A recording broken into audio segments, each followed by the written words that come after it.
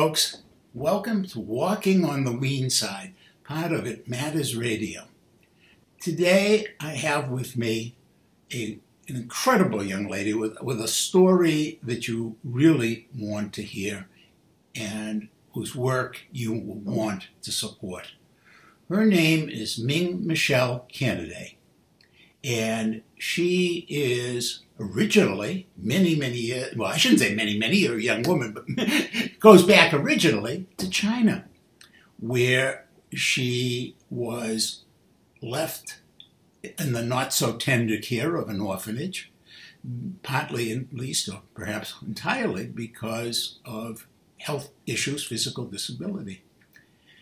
She managed, despite the fact that as somebody with physical handicaps, she wasn't educated and given the opportunities maybe some of the other kids in the orphanage were. She managed to educate herself to a great deal, and then, as fortune would have it, a wonderful couple from Oregon by the name of Canaday went to China and adopted her.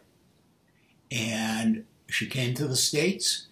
And just to give you an idea how bright she is, let me just tell you she has a triple major graduate bachelor's degree from the University of Oregon. That included Asian Studies, International Studies, and Chinese Studies. Then she went to City University of New York, where she got a certificate in Disability Studies, and then went on to the London School of Economics and Political Science in London, England, where she got her master's degree in the history of international relations, which is, if you don't know, a pretty impressive thing to have. She's also traveled extensively on the continent, the European continent, and also in Africa at the University of Cape Town, where she completed her dissertation on contemporary attitudes toward rising Chinese migration in the area of South Africa. That's a lot to accomplish, but it isn't enough for this young lady. Not at all. She has gone on to found an organization called Traipsing Global on Wheels that is dedicated to the idea of helping people like herself who find it necessary to use wheelchairs and similar conveyances to travel. And we're going to be talking about that. She's also authored a piece, which I've read, that is a mind-blowing piece, which I got some of the information from, on foreign policy. It's titled, "I Was Rescued from a Chinese Orphanage. My Friend Wasn't." And I have to tell you, Ming, that by the end of that, I was having a great deal of trouble reading because I had my handkerchief going like this the whole time. I mean, what a powerful, powerful piece. I just want to add one more thing before we let Ming do some of the talking, and that is I met Ming via Facebook, and because there's a group on Facebook called Pantsuit Nation, and it started out for people who supported Hillary Clinton. But I think it's become more than that. It is a Facebook group that is really dedicated to the idea that women can really make a difference in our world. And with that introduction, Ming, I'm just so pleased to have you joining me today. Thank you so much for having me. It's great to be here. So let's just plunge in with something. How did you feel? Okay, I mean, how old were you when you came to the States? I was around 11 and a half, so almost 12. I came at the end of May. Okay, so you're about... And my estimated birthday is when that's in December. Yeah, because with a lot of people who are caught in places like orphanages and so. I mean, they're assigned birthdays, really. A lot of them. You know, it's like, well, our best guess, and then, you know, okay, we'll make it this date. So, how did you feel arriving in the United States? So that's a loaded question. A lot of feelings there, obviously, and with time, those feelings changed to other feelings. But when I first came, I remember the first day, it was very overwhelming. There was a group of people where my mom went. My mom and my brother, older brother, went to China to get me, and there was a whole group of us, of 10 families or so. And so when we came back to the U.S., I thought we were all going to be living together because many of those kids that other families were adopting, they were from my orphanage. And so I thought that I was thinking of this courtyard, that we were all living in different houses in this courtyard. And so when I came back and I saw that one by one that everybody was going their separate ways, I felt really sad and overwhelmed, and just this overwhelming feeling of foreignness and alone, just very lonely and alone. And by the time we got to Portland, Oregon, it was literally just me and my family. And I got off the airplane, and my aunt and uncle was there. My dad and my other brother, who I hadn't met yet, was there. I hadn't met anybody, by the way, that night that had arrived at the airport to greet me. Mm. And I just started bursting. My tears just started coming down. And just very overwhelmed, very foreign, very alone. So those were my initial feelings. And that lasted probably for a couple of days. I would think so. Oh. By the way, folks. At least for a couple of days, at least the tears. Yeah. But over time, I learned to adjust. The first few months was hard. I was always trying to get in trouble. I was always doing things that to make my parents, you know, get me back to China, get me back to the orphanage, to the familiar environments. And so I did everything that I could. I even ran away, and that didn't work because we live on 20 acres of countryside land, so I couldn't run away that easily in a wheelchair. No, you certainly couldn't. So, yeah, let me know how much you want me to elaborate. I mean, I literally can write a book about my experience. I was going at some point to say to you, you know, I do hope you're going to write a memoir, because I think your life story is just, it's so inspiring. I should mention, by the way, folks, if Ming's last name rings a bell, and now she mentioned her brothers, that one of those brothers, I'm not sure if he was the one in China or the one waiting here in the States, is Sage. And he is fairly well known as a long-distance runner. And, you know, one of the things I have picked up on, because he is a public figure, and so I've done a little chasing down, is that the two of you both reference one another quite a bit. And say, you know, I think he says you inspire him. And I think you tell the world he inspires you. And I got to say, both of you inspire me. So you come to this country. Did you speak any English?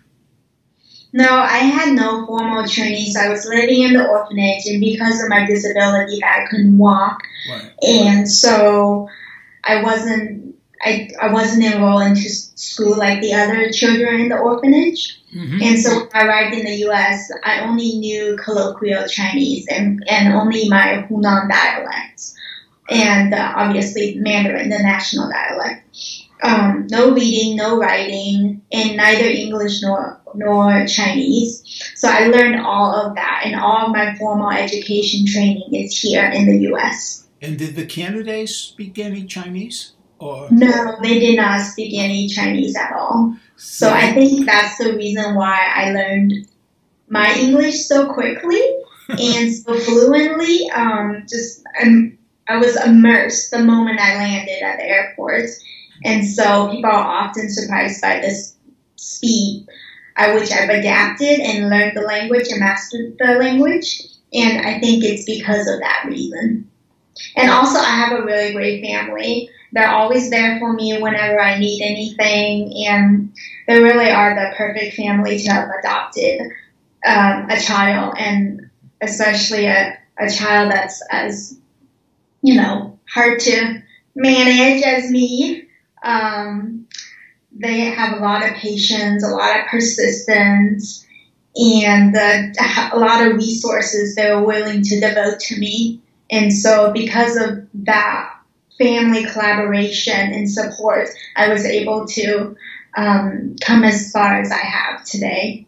Well, that raises a very interesting question in my mind. At what point did you suddenly say, gee, I don't want to go back to China? This is a good place for me. I don't really remember an exact point, but I knew the moment when well, not exactly a moment. I think a lot of things happen gradually and with time, and you don't even realize it. And then suddenly you've adapted to this new environment and you've embraced it. And suddenly, you accept this family, you love them, and you feel a part of their home. So it's a gradual process, I would say, and not any singular moment. And folks, we're going to be right back after this. I can't forget the day we met. Your eyes so blue, me piercing through. I can't forget the day we met. Your smile so bright, it made me swoon. Our love is like a summer's day, hot and endless in a magic way. Whenever I see you, all I can think is my summer love. Been waiting for you, my love. My summer love. Been waiting for you, my love.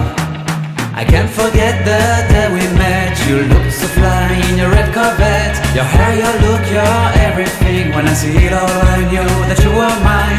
I'm in love with your hair, your lips, your silhouette in the moonlight shine. With my love you won't ever be alone. My summer love, been waiting for you, my love. Completely a fool, been waiting for you, my love. Head over heels, I'm blinded by.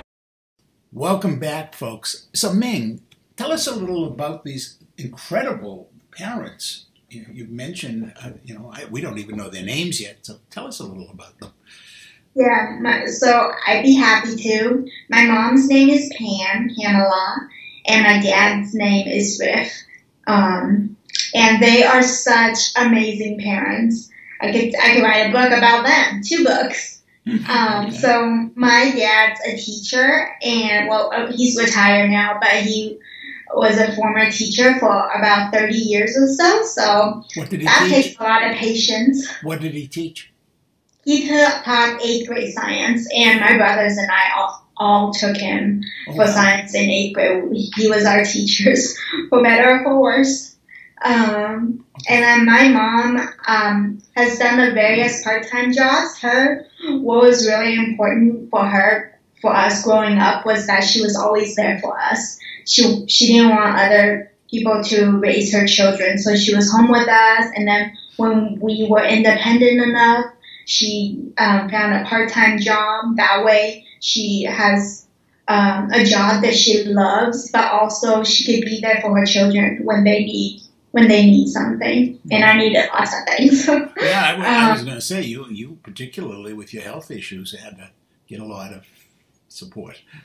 Yeah, so that was really nice. I had 3 surgeries growing up, and they're pretty big surgeries as well. So it was good to have my mom home helping me and taking care of me. So my mom currently works at a child abuse prevention center. Why does that not surprise me? What a perfect job for a woman with that kind of heart. And so, yeah, my parents are both really patient people, I would say. And even so, I still push their limits. I managed to do that quite well and quite frequently.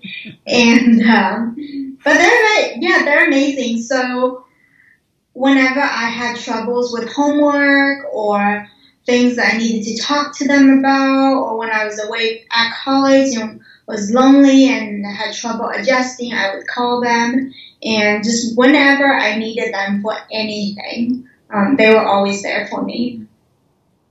So I think that's a lot, just from knowing what a lot of my friends' parents were like. Not to say that they were bad parents or anything, but my parents were very always special. There for us. More so, I feel like, than a lot of other parents, and just very attentive and very involved in the various aspects of our lives.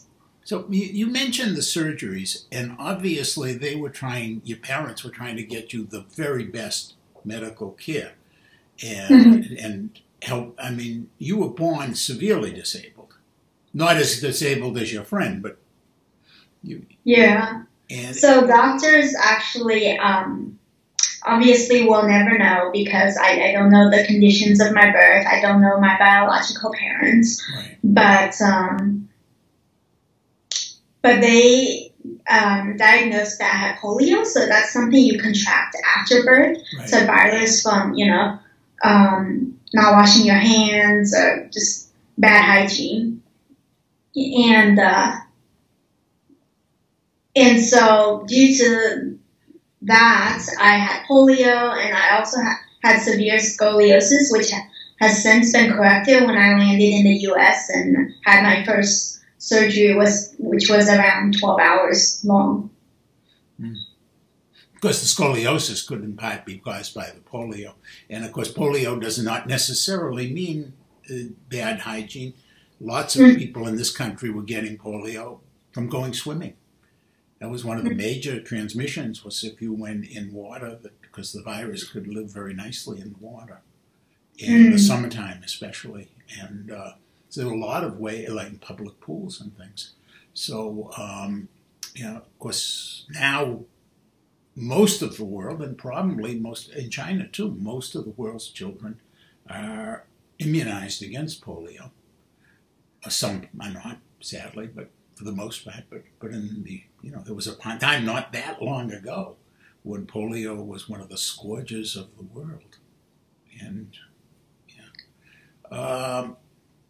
so you had 3 surgeries, one for the scoliosis and... So I had 3. The other 2 were corrective surgeries. The first one was a major one. My back was basically in the shape of a C, and they corrected to almost 180, not quite there. And then for the second one, a wiring in the lumbar area of my back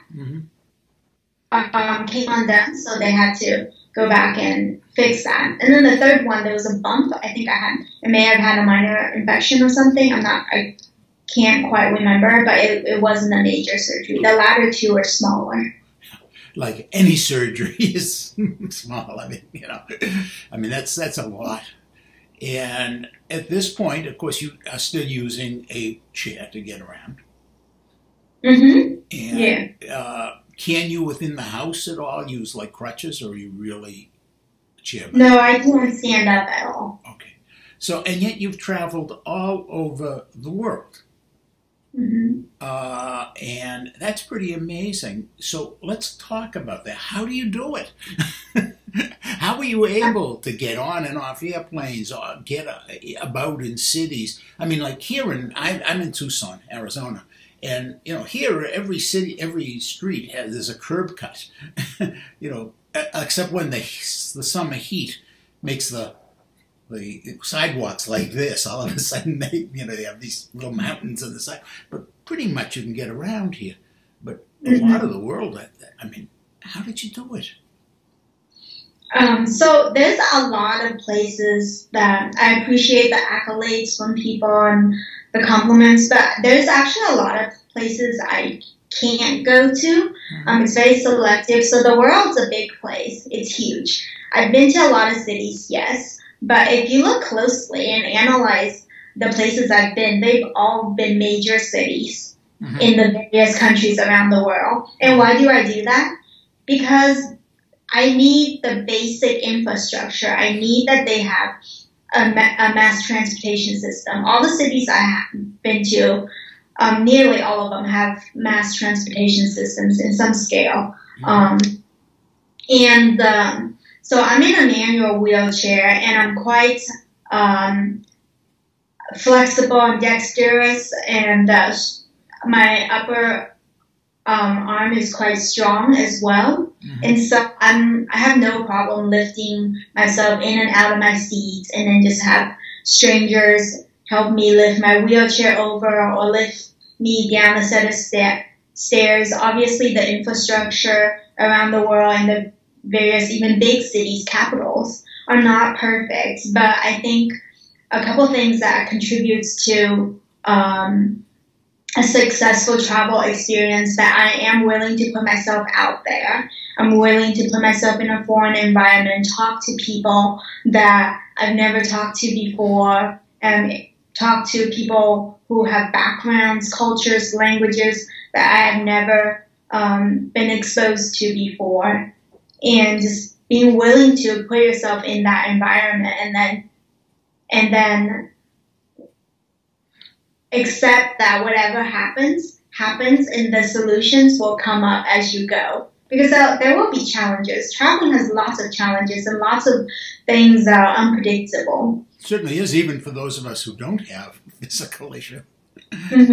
So I think having that adventurous free spirit and being very flexible, and also being willing to try new things and talk to people of all backgrounds, ages, race, helps a lot too. You know, it strikes me is in the earlier segment we were talking about how alone and scared and maybe even a little angry you were coming to the States as a, not knowing what to expect, wishing you could have the familiar around you. And now as an adult, talking about your reliance on people that you don't know, the adventure of meeting people and exploring the new.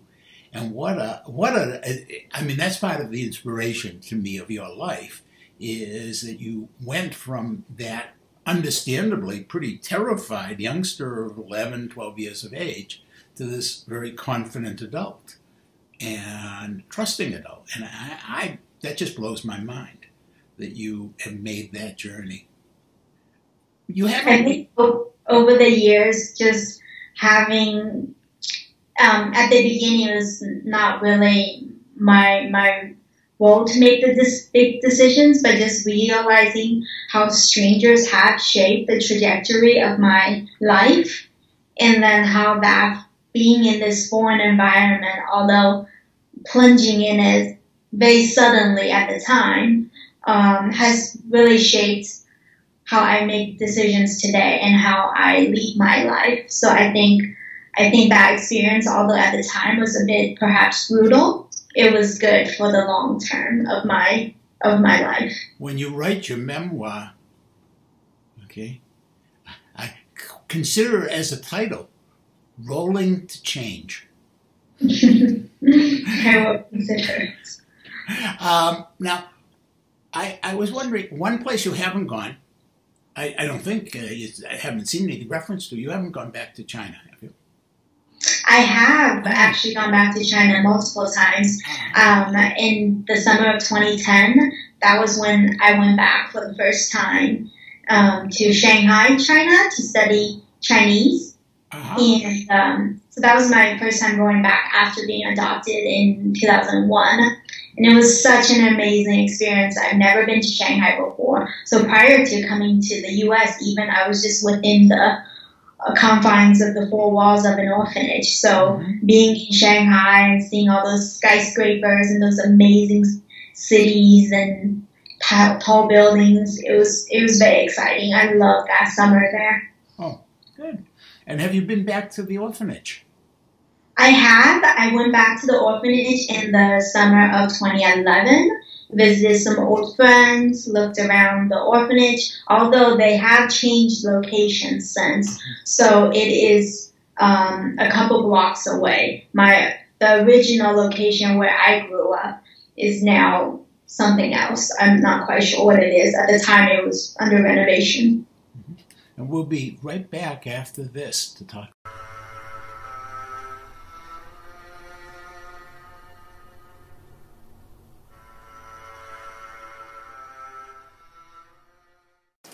Dark warning. The air's so thick you can almost see the old box fan I got at the thrift agitating again it.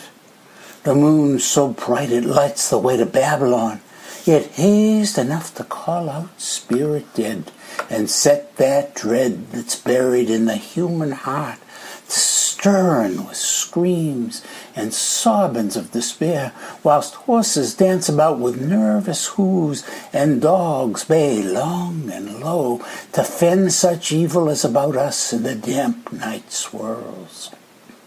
In the valley, riding his old black Ford, the Baptist preacher sways and rocks again the rusted door till it near bursts to dump him in the creek where trout and pickerel can nibble his fat toes like the worms we dig in Uncle Jethro's garden, whilst he smokes his pipe and pretends what he don't see.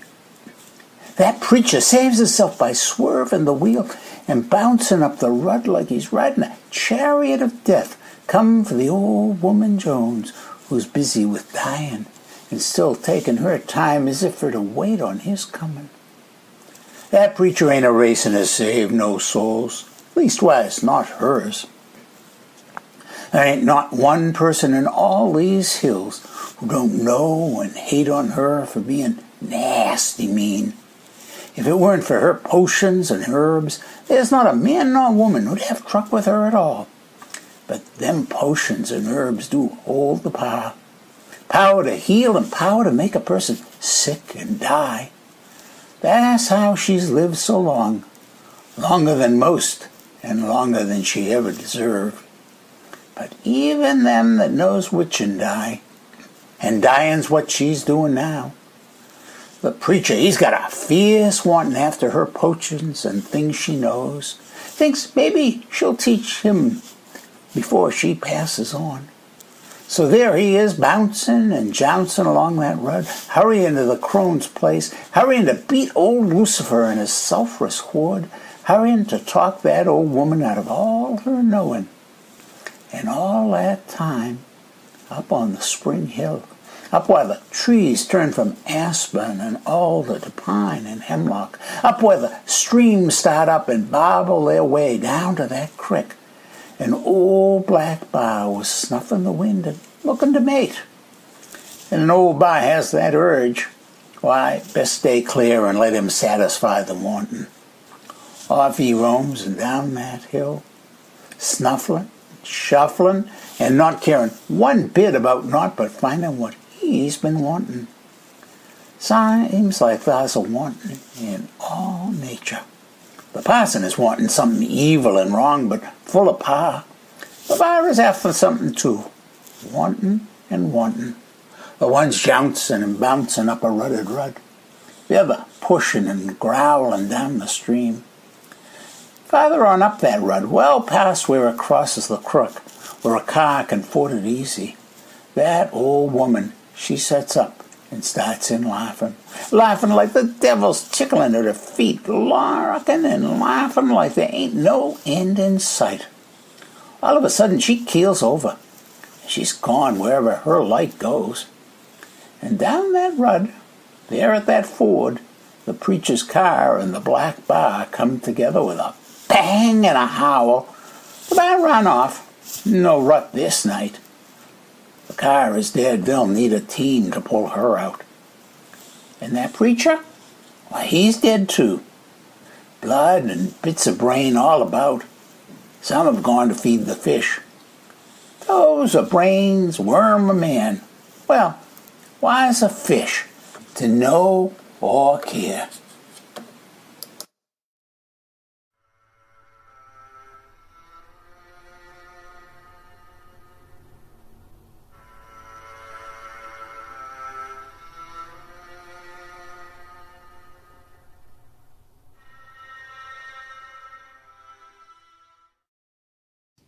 Welcome back to Walking on the Weene Side. And today I'm talking with Ming Canaday, and she is the founder of Traipsin Global on Wheels. And now at this point I want to give you a website to look for, folks. You can also go on Facebook and look for it, but it's, of course, www.traipsinglobal18.wixsite, that's WIXSITE.com/TGOW, which stands again for Traipsin Global on Wheels. Now, Ming, we've talked about your traveling to China, to Europe, to Africa, and of course through the United States. And you came to realize, I guess, that it was important for people who have disabilities like yours to be able to travel.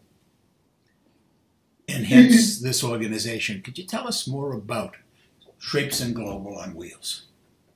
Yes, of course. So having traveled to 5 out of the 7 continents, so the only continents I haven't been to yet is Australia and Antarctica. Antarctica will be a little tricky to get to.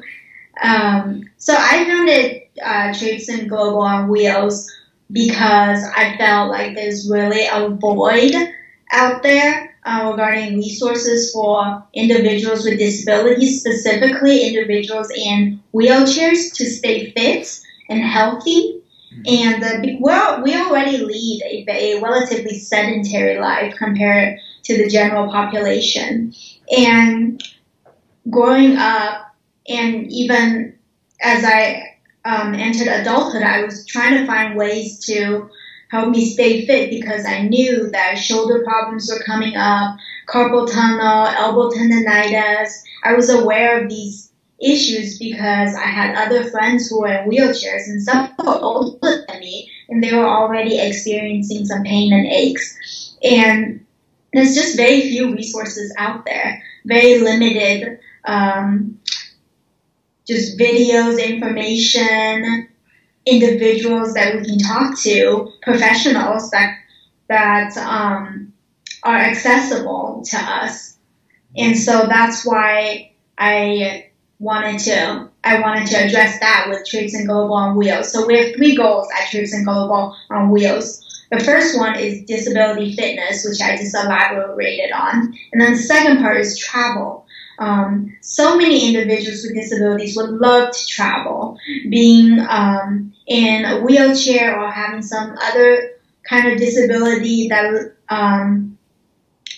could be limiting in travel in some ways. And in some ways, for me at least, I won't speak for the whole group because there are so many different disabilities out there, and some people are at various levels of acceptance. Some people don't even think of it as a disability and just part of their identity. So I'll just speak for myself with the complexity of all that. For me, having grown up in an orphanage for about 10 years of my life, and then so during those around 10 years, I didn't go anywhere because I couldn't go anywhere. I didn't even have a wheelchair. That was my own. But I was such a curious child, and I had such an adventurous spirit, but that hunger was never filled. And then coming here in the U.S. And being in a wheelchair with a lot of things being inaccessible, that just made me more hungry to see the outside world and to see what's out there and to experience new things. And there are obviously nonprofits, 1 or 2 here and there, and resources here and there, but not, for the most part, I feel like it's a void market for resources on how to make travel more accessible for individuals with disabilities, how to provide resources to individuals that want to travel, how to give feedback from those individuals with disabilities who do travel, and then how to turn that feedback into improvements, tangible improvements. And so that is one aspect we would like to address as well, is accessible travel. And then the last thing is just creating cultivating disability advocates that are accepting, embracing, and proud of their disability, and empowered by the community that is created throughout the course of Traipsing Global on Wheels, and just creating this very supportive environment that advocates for each other's rights, and that we are no longer and should not be treated as second-class citizens. I feel like of all the minority groups out there, disability, individuals with disabilities, as far as social improvements go, has been quite slow. And I don't think I'm speaking for myself when I say that a lot of individuals with disabilities feel that they are treated as second-class citizens, not as equals, yeah, you know, in all facets of society. One of the things you don't know is that my wife is somewhat disabled at this point in our lives, and she uses a scooter to get around outside. And one of the things that I have been very aware of that follows up with what you're saying is that although now, here in a place like Tucson, where there are so many elderly people, there is a great deal of effort being made, for example, to make sure, oh yeah, we have a way for you to get into the play and sit comfortably. But when you look at it, it's all been added after the fact. And so much of the architecture and so much of the original construction was, you know, if we're going to allow you in, we're going to put you someplace where we won't notice that you're there, kind of thing. And so I understand what you're talking about the advocacy. So let me just summarize your three goals. The first one, the one I want to make sure we go back to because I think it's so interesting, is the physical well-being of people who are disabled, the exercise and, you know, maintenance of those muscles that can be used. The second is facilitating travel, encouraging travel, helping people to give feedback about their travel, to share their travel experiences, and to just be part of that traveling world. And the third part is the general goal of advocacy for those with disabilities, not just for them, but encouraging them to advocate for themselves, which I think is a marked difference, actually. That's a big step, because historically, of course, the nice the nice progressive or liberal or whatever you want to call person would be the one, and they'd step up and say, oh, we need to do this. But the person in the wheelchair was not particularly encouraged to roll up and say, we need to do this. And so that's part of a real difference in your approach too, I think. I think, yeah, it's definitely time for us individuals with disabilities to speak for ourselves. Because even with the ABA, I just heard recently, a lot of the measurements are for an average white 6-foot guy sitting in a wheelchair. That's why sometimes the soap dispenser or the counter to wash your hands is a bit high, even when people are trying to do things right with for people with disabilities. But it's not the same when it's people talking for us. They do not know what it's like to have our disability. They do not experience the day-to-day difficulties. So yes, it's great to have advocates, and I definitely want advocates for those able-bodied friends that are listening. I'm not saying don't advocate for us and don't speak up for us. I'm just saying that more individuals with disabilities, like myself, should speak up and should voice their opinions, and their opinions should be heard and then turned into policies and tangible actions and changes that we can see. I couldn't agree more. Now, I want to go back just as the last bit, because your family name has become somewhat synonymous with physical health because of SAGE, if for no other reason. And I thought it was very interesting that number one on your list was the self-help goal of maintaining physical health. And, I'm going to share with you one of the reasons that my wife and I moved to Tucson and into the community we are, is that there was, and is, an ongoing exercise program here that, despite her physical disabilities, she can take part in.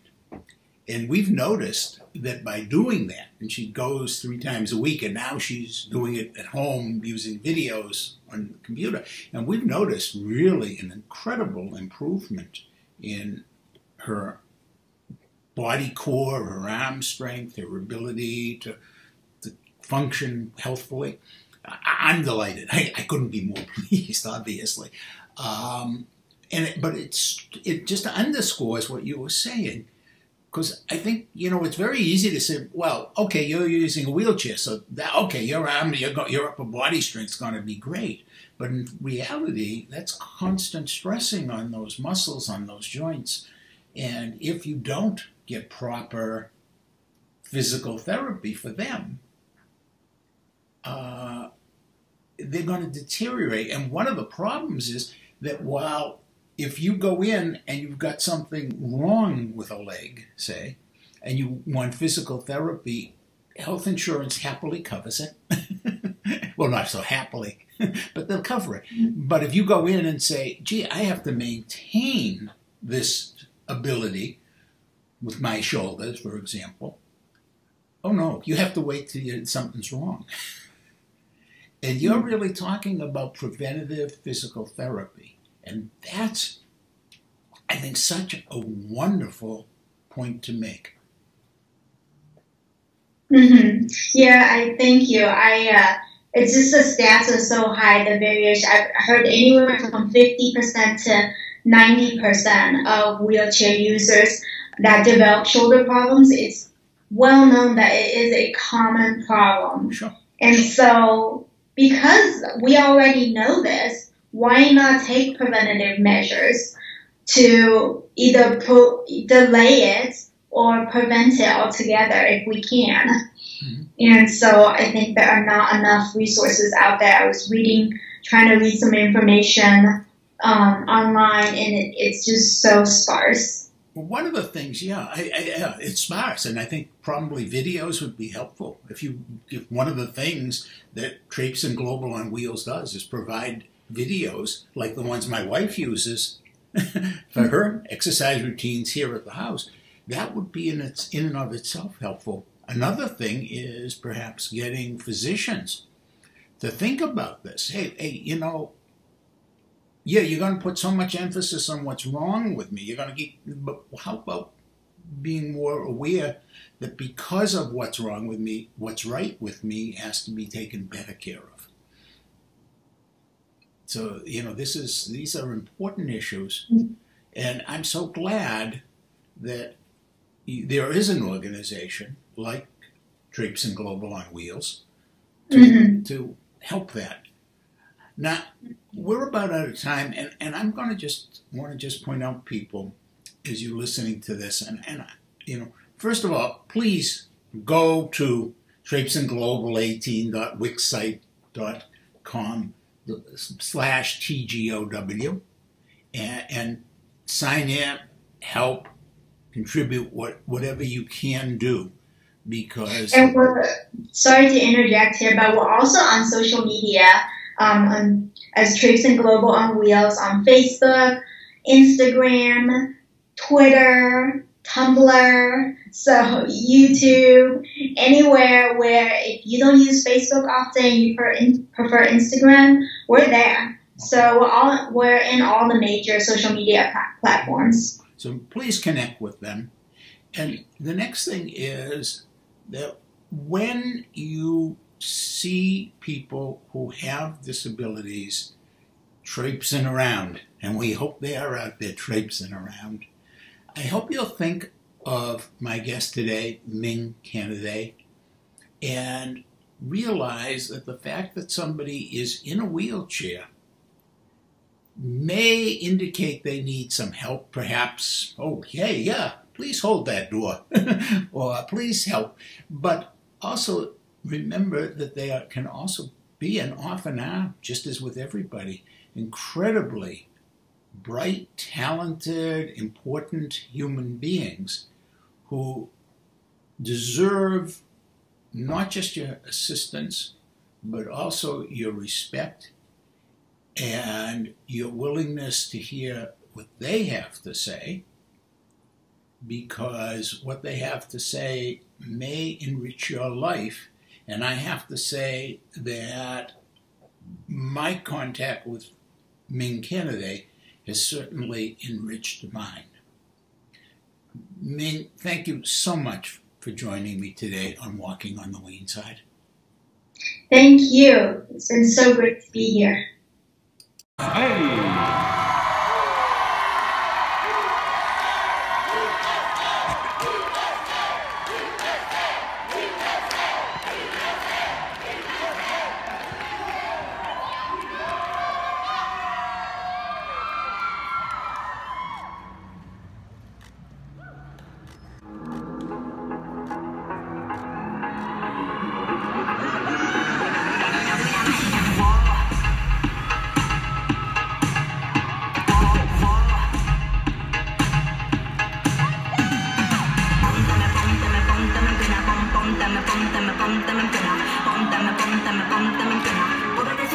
Alegría,